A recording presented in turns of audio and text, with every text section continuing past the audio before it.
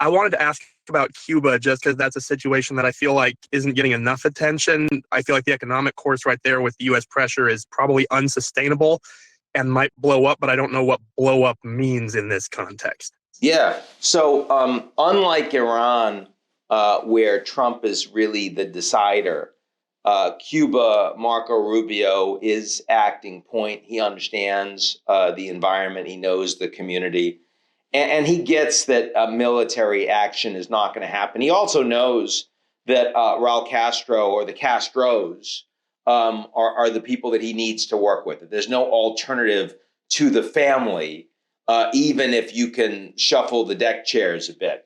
So over the last couple months, what had been, sort of all potential outcomes being considered, they're now focusing more on carrots and sticks. The sticks you see, of course, with the economic, mostly blockade and the damage that's being done to the day-to-day economy for average Cubans. But the carrot would be allow Americans in to invest, real estate, tourism, a bunch of people that are Trump contiguous would be involved in that. And Trump wants to see this win before midterms.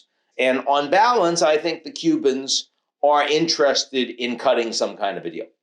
And so I think that this is not going to be one of the harder things they will end up doing. They are very credible on Venezuela. They are very credible in willingness to use, very serious. They don't care about the human rights implications, the humanitarian implications of, sort of having Cubans with no electricity, hospitals with no electricity. They don't care about challenges of getting goods in. The Cuban government knows that they can't last that way for years. So you're already seeing demonstrations on the street. So I think it's more a question of when they want to announce what the deal would look like.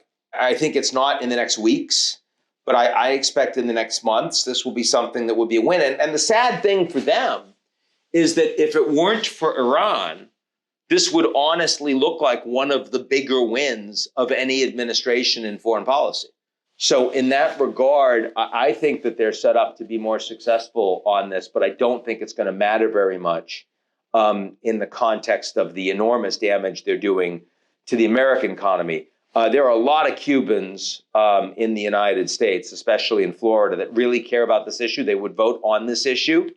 But most Americans care a lot more about $4 gas and $5 diesel and only going up from here. So ultimately, this is going to be the Iran story is going to be the bigger story that Trump has to deal with, and it's going to get him crushed in the midterm elections.